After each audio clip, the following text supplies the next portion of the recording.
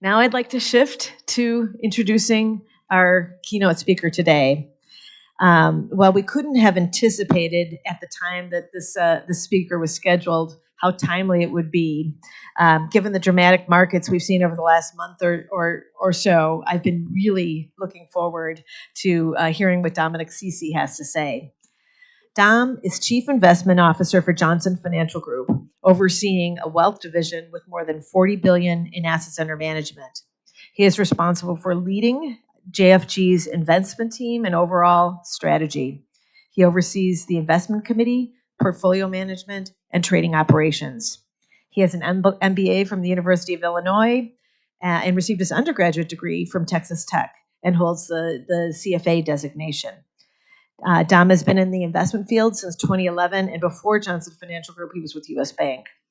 Well, I'm excited to hear what Dom has to say about the markets and the economy.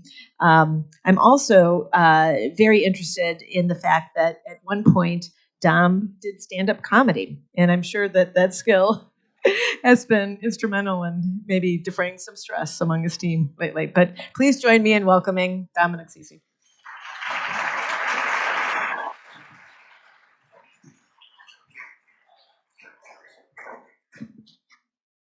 Thank you. Had to pull that one out, didn't you? She never said I was good at it. All right, well, today we're going to talk about all the fun things. There are a lot of words that have been in the news recently, and we'll talk about them. So tariffs, tax rates, those are the things that are coming out on people's minds right now. How the market is reacting, we'll talk about that. The word that I've been seeing and hearing more than any other word is uncertainty. So let's start there, because that is the problem. Uncertainty is the single biggest problem the markets are dealing with right now. And this chart is just one illustration of that. What we have here is the Bloomberg Global Trade Uncertainty Index. Yes, they have an index for that. And the S&P 500 flipped upside down. And you can see these things are moving in lockstep. As uncertainty about trade rises, the S&P 500 has gone down. This is really the issue. And you can think about just little things that have changed so quickly. I was talking to a colleague of mine recently, and we were noting how podcasts that we've listened to for years and years are now time-stamping the podcast. They have to say exactly the moment when they recorded, because the news might come out an hour after and change everything they just said. CEOs are now giving examples of forecasts for multiple scenarios, whereas they used to just forecast one scenario. They'll say, well, if there's a recession, this could happen, or if tariffs stay on for a long time, this could happen. People are changing the way they're responding because the news is changing so rapidly, the policy news specifically. So this is the issue. We really haven't seen fundamental data weakness yet. If the uncertainty lingers long enough, you would expect to see that because people will change their behaviors as a result of this uncertainty. Like I said, this is the problem, right? So unemployment still looks okay. Inflation still looks mostly under control, especially compared to the last however many years. And company earnings are okay. But if the uncertainty lingers, if the cloud remains, it is hard for people to plan for the future if they can't see what's in front of them. And that's the situation that everyone finds themselves in right now. So they will stop planning, or they will get very conservative with their planning. Some companies are freezing plans, some companies are pulling back on plans. All of these scenarios will play out. That potentially could slow the economy, and then we would see fundamental data weakness. So that is the main issue. If you take one thing away from today, it's this word and this problem. If we just think about where the markets are right now, again, like I said, we have not actually seen a drop in fundamental data yet. And so right now, markets, which is the maroon line here, they've declined, as I'm sure you've all noticed. But earnings for companies, which tend to drive markets over the long term, have not declined. And so right now where we sit, and markets move every second of the day, and I can't update the charts that quickly, but just ballpark, the markets are kind of pricing in roughly a 6% drop in earnings per share. Now, that is not a huge drop. It is a drop. It's not good, but it's not horrible either, right? So this is kind of what's priced in, but markets were already at a relatively high valuation. If you try to go back to last year and forget about the news this year, a lot of the discussion was around concentration at the top of the market, the Mag 7, and it was about high valuations. One thing I would point out is that companies right now are stronger than they've been in the past. So while this uncertainty might be scary in the moment, if we think about potentially the storm that they are working through, they are set up much better than they have been for past storms. And this might just be a reflection of the fact that we just got out of the pandemic period, which weeded out a lot of low-hanging fruit. Companies that were not profitable either became profitable, got bought out, or failed. And so the percentage of unprofitable companies across the public indices has gone down significantly. That means companies should have stronger earnings potential to absorb some of this shock.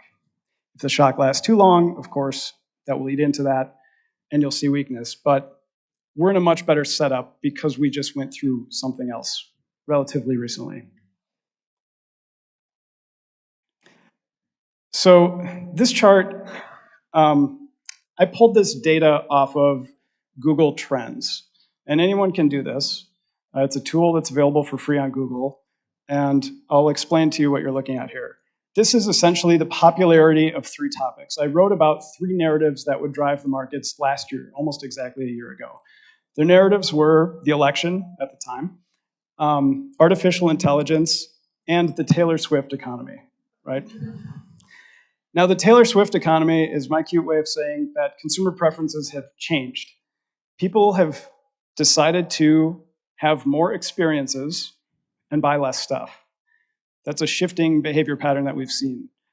Maybe direct reflection of the pandemic, I don't know, but it's happening. So this is indexed to 100. 100 is the highest score you can get. And over this period of time, which goes back to the beginning of 22, you can see that Taylor Swift herself, her popularity as far as Google was concerned, peaked right at Super Bowl 58, I believe it was, when the Chiefs were beating the 49ers. It's come down since then. AI has consistently gone up. That's the darker line there. Artificial intelligence was really the narrative that's been driving the market for the last couple of years. That is the thing that people got really excited about. It started with semiconductor companies.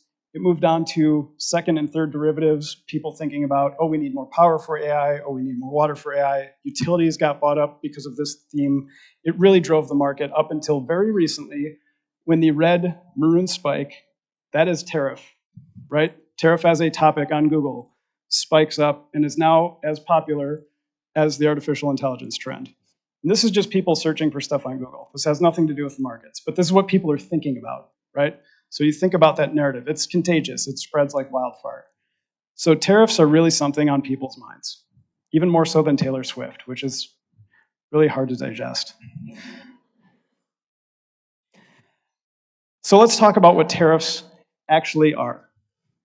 Tariffs are a tax. They are a tax on imports. And that tax is very literally paid by the importer on record. So if you are a US business and you import something from overseas to assemble a piece of equipment or whatever, when it lands at the port, you will be assessed the tariff and you will have to either write a check or ACH, which is what most of them do, the money over to the government. That creates revenue for the government, but it is a tax. Now, as a business, because of these higher tariffs, you have decisions to make that you didn't have to make in the past. You now have to think about, should I eat the tariff, give up some of my profit margin? Should I pass the tariff rate along to my customers, basically pass through, so I'm not being penalized as a business, my customers will pay the higher price, I've got a really good business, right? Or should I negotiate with my suppliers and try to get them to lower their prices, effectively having them eat the tariff? Those are decisions that people were not thinking about 6 months ago. Now they have to think about that. Either way, when the goods land, they are writing the check. And this actually happens, this has happened to many businesses. If a tariff goes into place while a good is in transit, too bad. Once it lands, whatever's in place is in place, and that's when you owe the money. So just to clear up that confusion, because there's a lot of confusion about who pays tariffs, it is quite literally the businesses. But they have choices, like I said. And that's where this gets interesting. Now, the government will collect revenue from tariffs. It's a tax.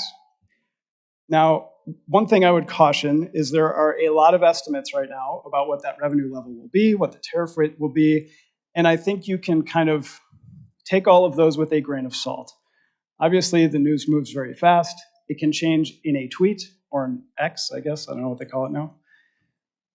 And so I wouldn't expect any numbers that you see to be very accurate. Specifically, revenue collected by the government will change because consumers will change their behavior. Nobody wants to pay taxes, ever, and so they will do everything to avoid it. They will look for different suppliers. They will look for countries that can supply the goods at a lower tariff rate, whatever they have to do. So most of the forecasts today use pretty simple math. They say, here's the effective tariff rate across the country. We import something like 3.2 trillion worth of goods, take the rate, multiply it by the goods, and you get the revenue. But that doesn't work because people change their behaviors. And effectively, if the tariff rates are too high, we will just import less stuff, or we will import more stuff from lower tariff places. So the revenue will be higher than it is today, but probably not as high as most forecasts are. One thing you'll hear pretty consistently is most economists do not really like tariffs. And I'll try to tell you just a quick example of why. Here's the logic. Imagine that you have saved up $60,000, and with that $60,000, you'd like to do two things. You want to buy a new car, because your car's old and you need to replace it. That's $50,000, and you want to take a $10,000 vacation with your family. This is pre-tariff. Post-tariff, the car that you were going to buy, which you need, has now gone up to $60,000. The company decided to pass through the costs. You use your whole savings to buy the car because you need it. So now you can no longer take the vacation. So you have the same amount of cars as you had in your original plan and one less vacation. What's harder to see is the effects that didn't happen.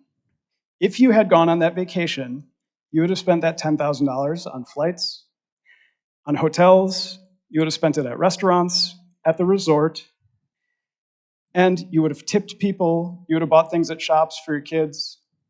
The money would have been trickled around into the economy and across various industries. And those industries, in effect, because they are losing that revenue they would have gotten previously, are subsidizing the auto industry in this example.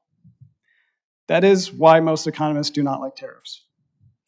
It's that simple example. And if you take that example and multiply it by all the people that were going to buy cars and go on vacations, you now have a much weaker vacation industry, let's just group it all together, with less employees, and you have an auto industry that is the same as it was before. That, in essence, is the issue that makes most economists not like tariffs. Now, there are certainly some uses where these can make sense. Negotiating better trade agreements. National security is usually the big asterisk that people put in the economic textbooks, right? And so there are implications there, and I'll get to that in a second. But broadly across the board, if these are left in place, you will subsidize certain industries at the expense of others.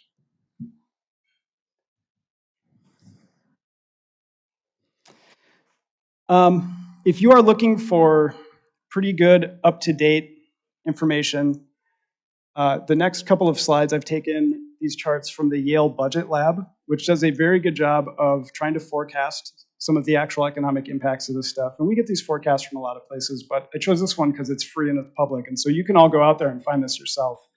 And they've done a very good job of, usually within 24 hours of a change, updating their forecasts. So essentially, what this looks at is the share of imports that come from 3 of the major trade partners. And just to simplify, China, Canada, Mexico, each one of them is roughly 15% of our imports. So let's just round it up and say half of the imports come from these 3 countries. These are our biggest trade partners.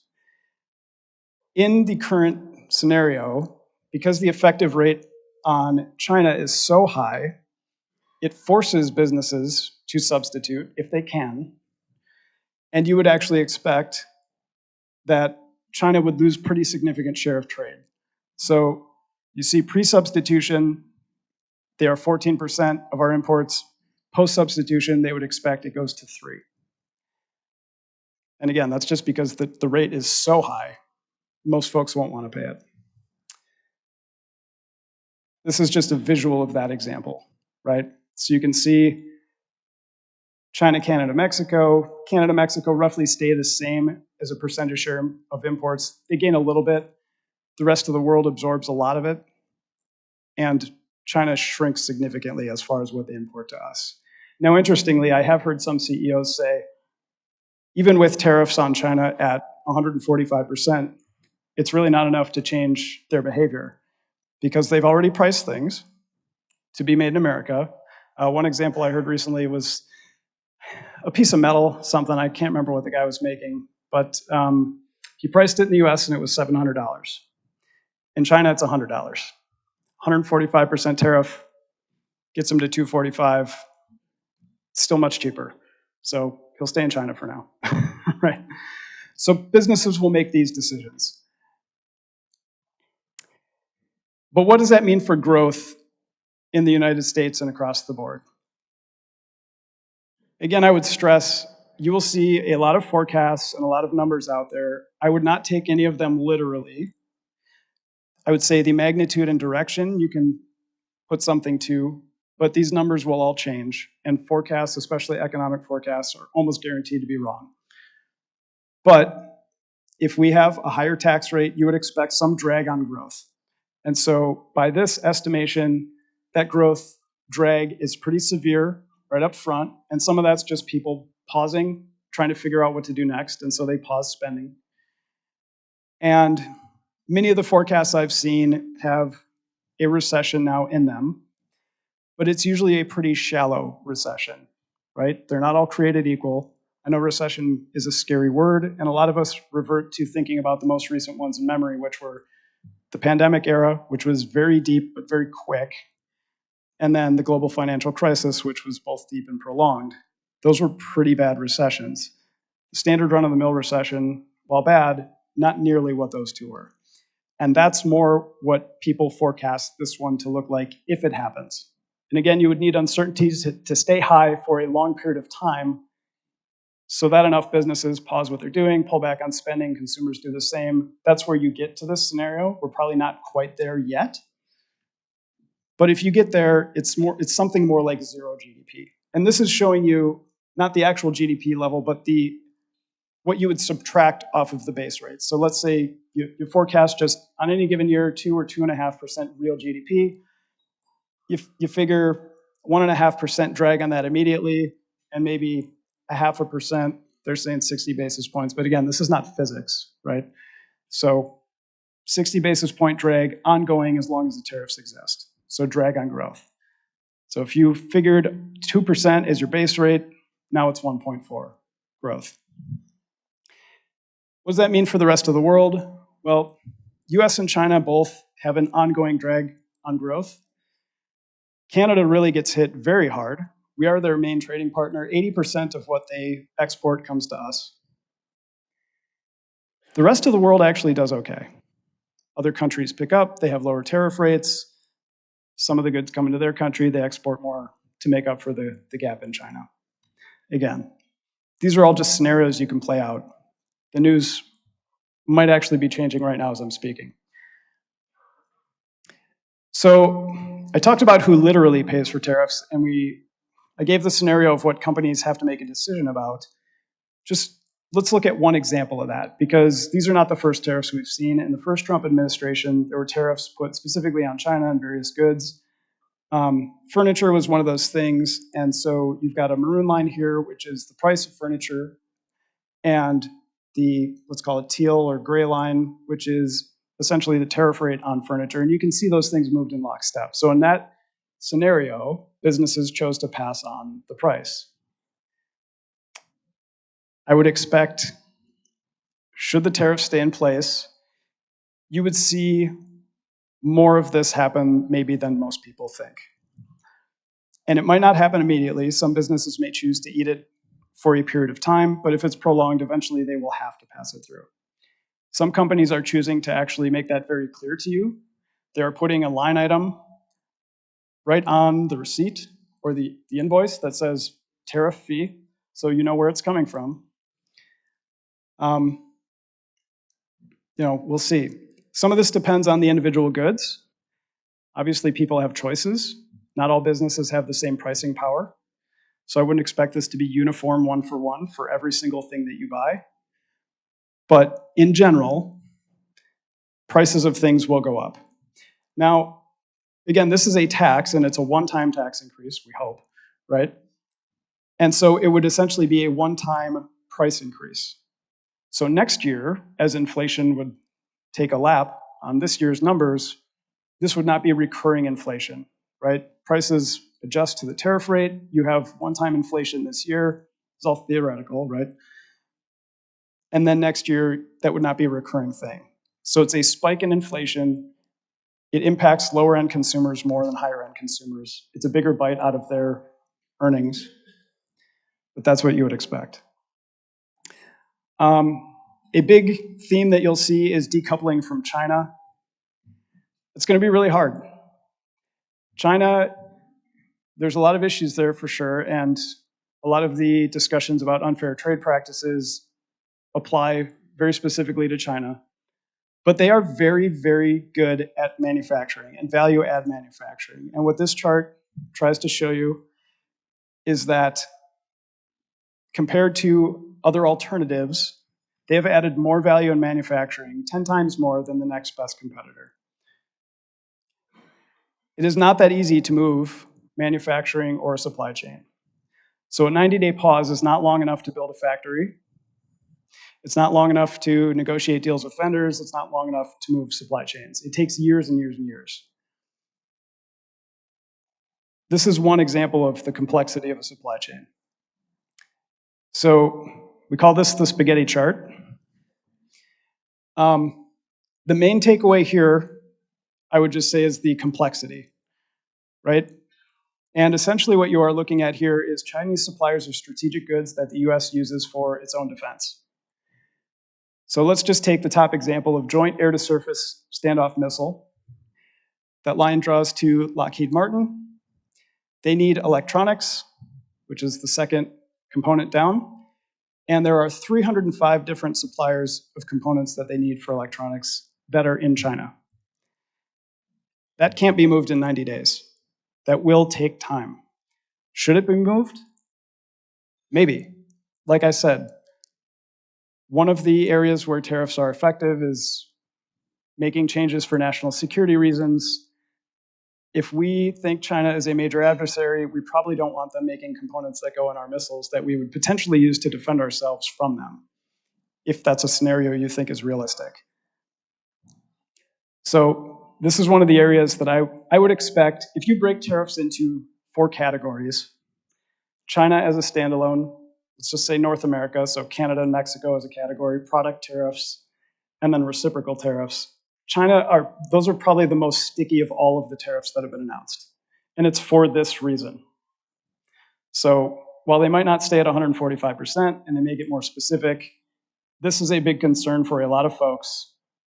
And so I don't think those are going away. And in fact, the original tariffs that were placed in the first Trump administration stayed in place through the Biden administration. And now we've layered on top of those even more. The trade deficit has been a big thing that people have been talking about and a big rationale for some of these tariffs. China is the country that we have the biggest trade deficit with.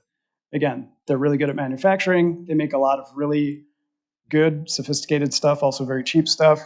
We like to import that stuff here. We don't have that manufacturing here. They don't buy much from us. Soybeans, some agriculture products, maybe some coal. It's not a lot. That results in a huge trade deficit.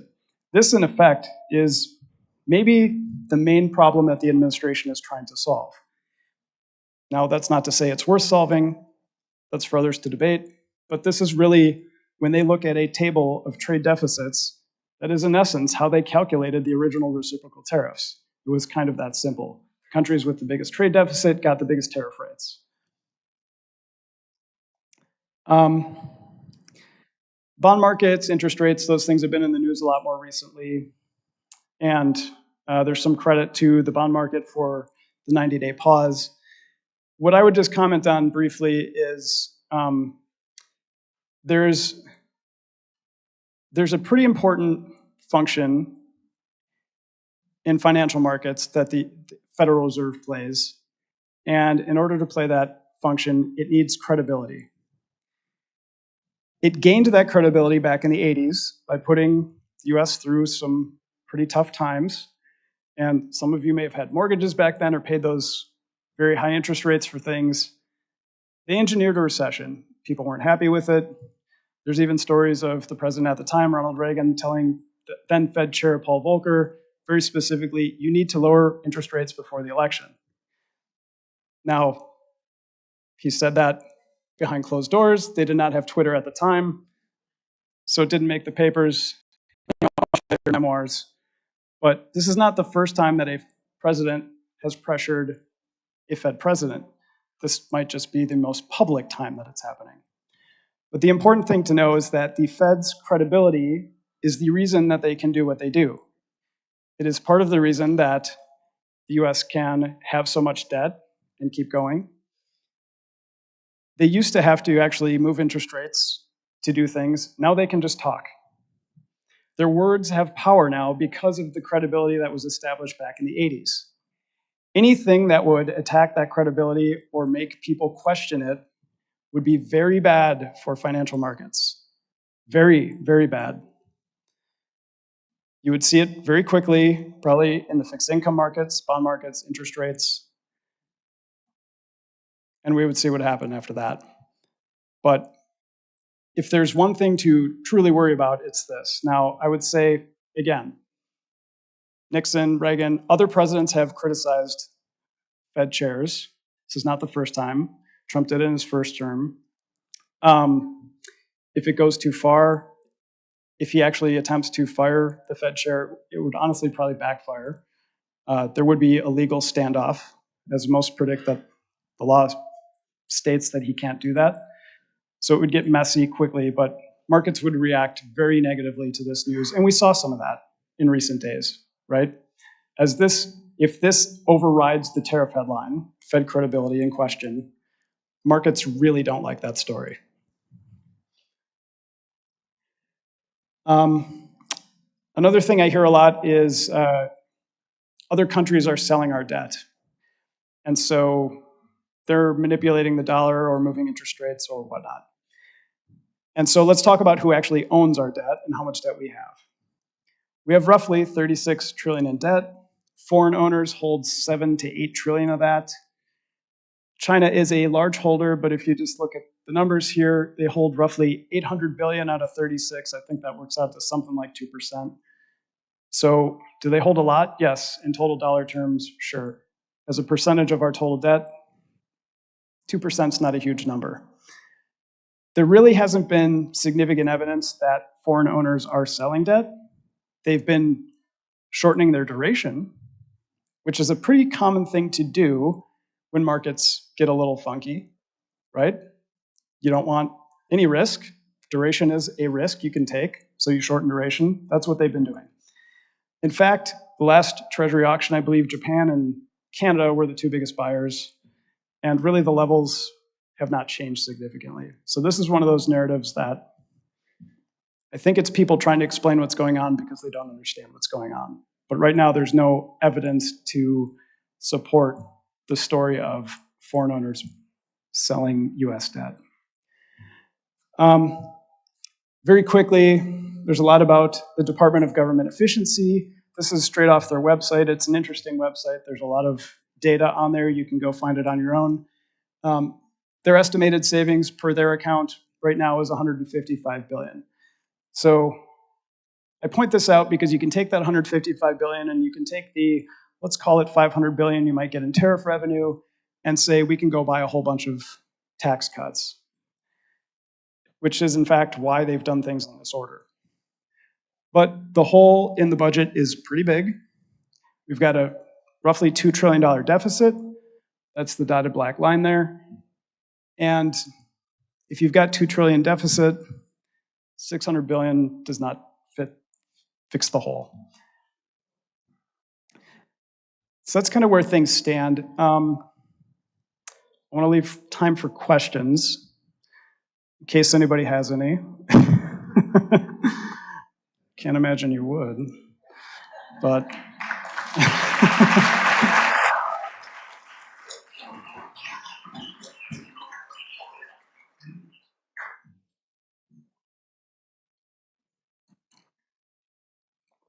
Thank you, Dominic, for talking about uncertainty and bringing some clarity to the conversation. So I expect there will be a couple of short questions coming. Jeff? Short question on a complex topic.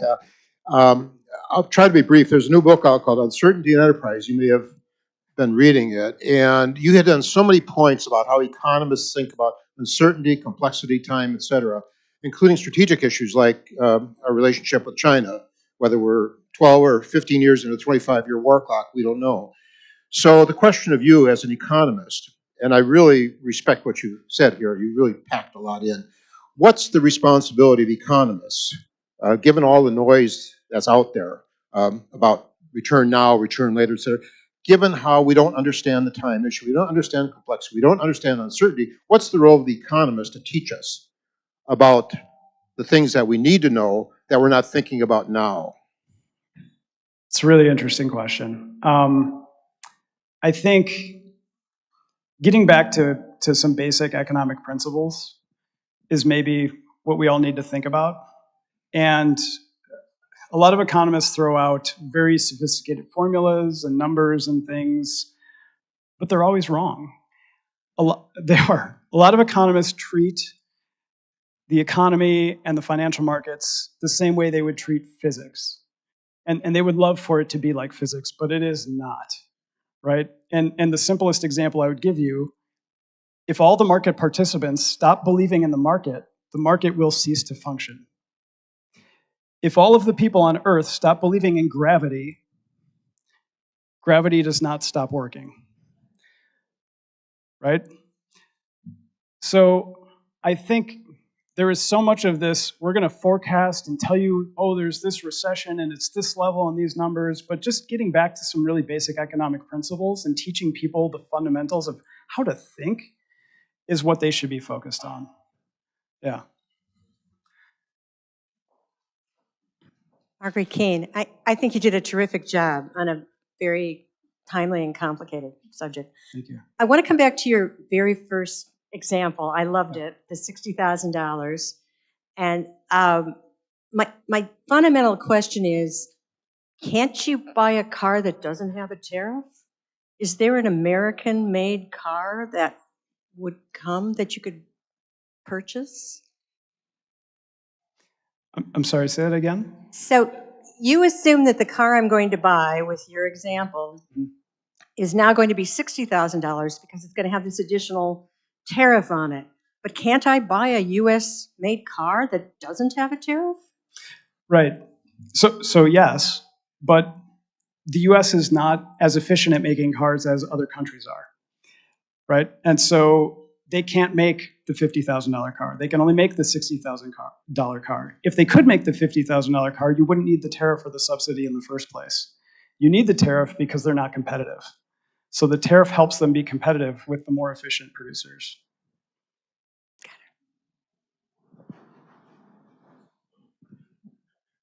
John Hine, and thank you for your program. I'm going to, I think, show my ignorance, but we'll try. As I understand it, and I think you said that the government set the tariffs based upon the trade imbalance. Mm-hmm. It's my understanding, though, and here's where the ignorance comes in, that the trade balance does not include services. Yeah. So how does that throw out of whack, especially like in Europe? And you're smiling, so maybe I'm not as ignorant as I thought. No, you're not. How does that play into the equation? And then second, can we have a copy of your PowerPoint? Yeah, I think, are we posting these? Yeah, we can get you a copy of this for sure. Okay, thank you.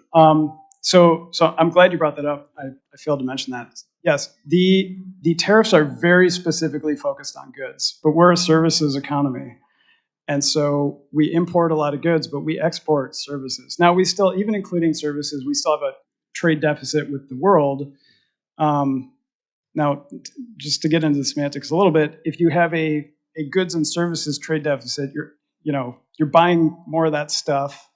Well, it doesn't just happen in a vacuum. Something has to go out, and we export essentially financial instruments, dollars, and people will use those dollars to buy our debt. They'll use those dollars to buy our stocks and things like that. That's how it all balances. It's not just one-sided. So that in essence is actually why you see some of the stuff selling off, right? If there's less demand for dollars, they don't need as much of our debt. They don't need as much of our, financial instruments. Just demand for dollars goes down. But to get back to your question, yeah, we export a lot of services. Those things like, I don't know, banking services. My company knows something about that, although we focus locally. But it's just not included. And the focus very much is on manufacturing. They want manufacturing back, and so it's more convenient to ignore those things. Either way, you have a trade deficit. It would be smaller if you included the services. Yeah. Two related questions about tariffs. John Frankie. When I was in 8th grade, I was taught that Congress makes policy and the president executes policy. Mm-hmm. Sounds so quaint.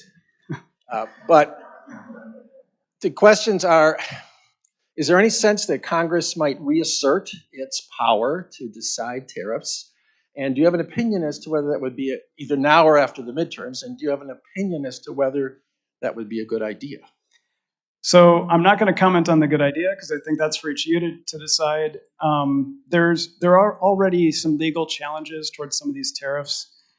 Congress over time has delegated tariff authority to the president. Now, interestingly, especially for the reciprocal tariffs, he used a very odd tool to implement the tariffs, and there's a legal challenge to that. And there's debate about whether that challenge will, favor the president or not. Most folks think that it will come back and not favor him. Essentially, he declared a national emergency, saying the trade deficit is a national emergency. People argue if that's a national emergency, then everything's a national emergency, and we've never used this for trade policy before. So that will eventually get in front of the courts. They'll make a decision on that. If it goes against the president, he still has maybe 10 or 11 other rules he can use.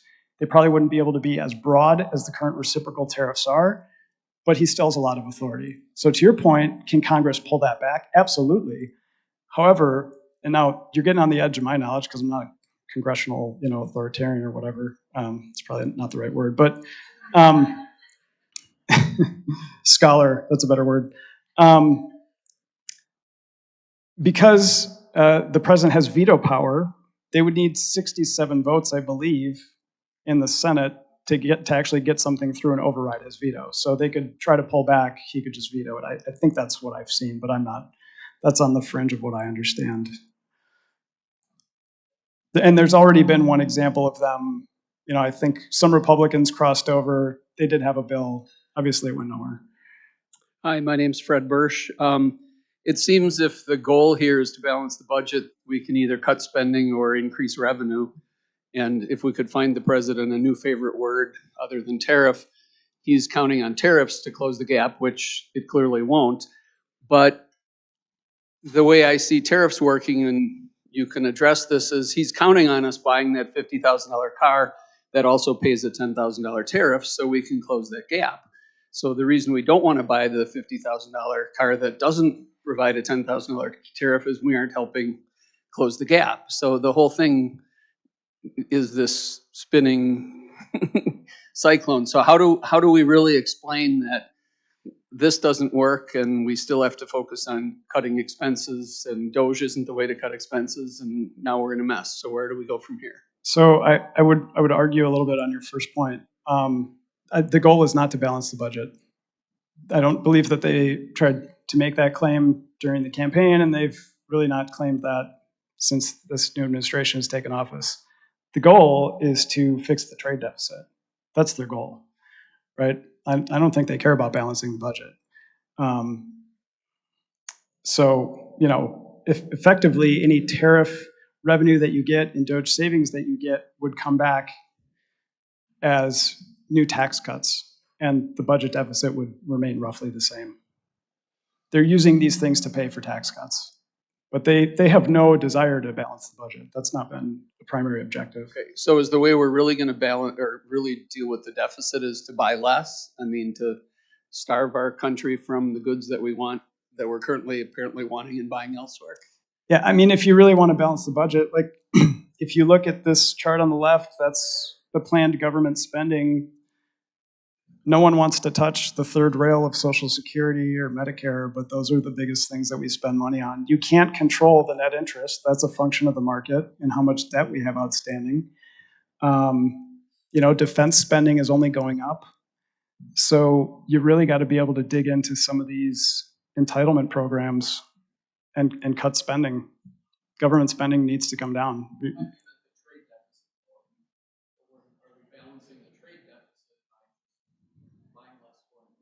Oh. Well, I mean, the objective would be, yeah, to buy less foreign goods because we now make them here. Say your name and then ask a quick question. All right, quick?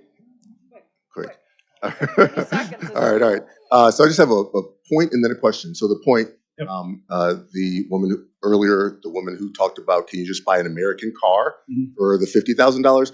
And the real point is that it actually won't be $50,000, because if there are $60,000 cars with the tariff included, you better believe American manufacturers aren't going to sit there and allow you to buy a $60,000 car while they sell theirs for $50,000. So they're going to raise their price, and that's what you would see in those instances when tariffs are applied. American producers are going to say, "Wow, you want to pay $60K for that car? Well, I'm not going to charge you $50. I'm going to charge you $55 or something like that." So yeah, it's a great point, because businesses are not charities, right? I mean, they're in business to make money and do other good things, right.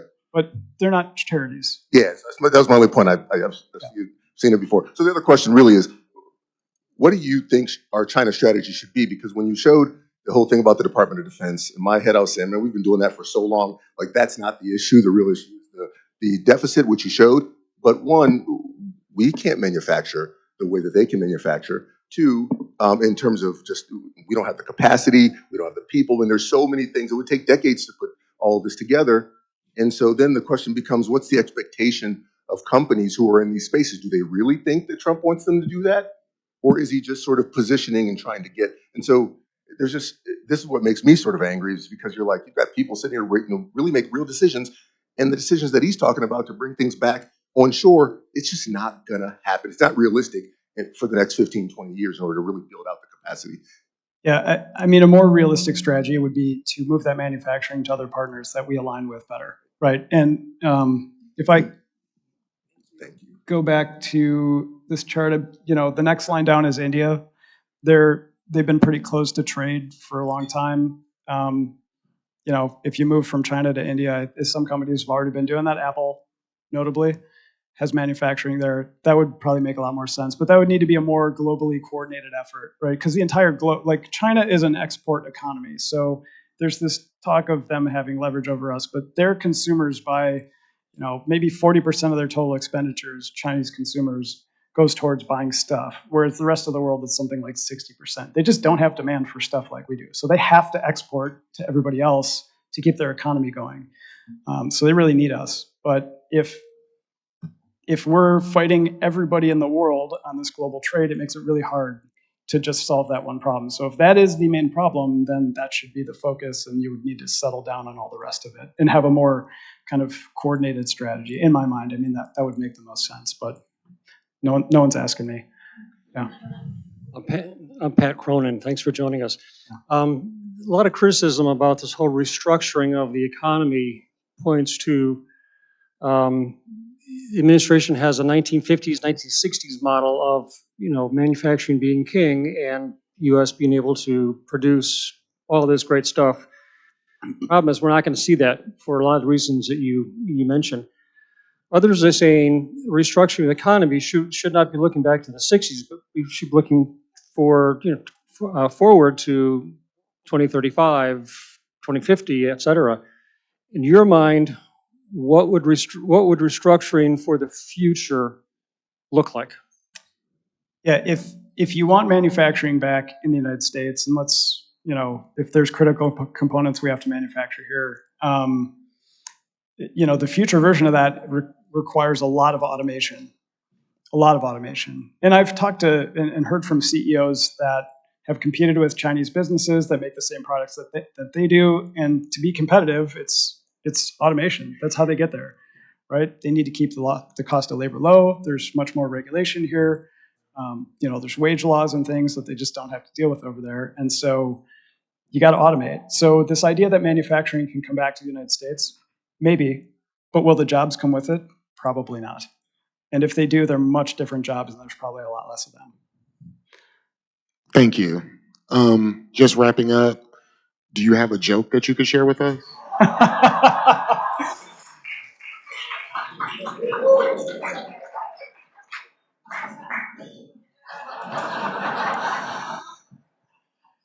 I don't. I think that was the joke. So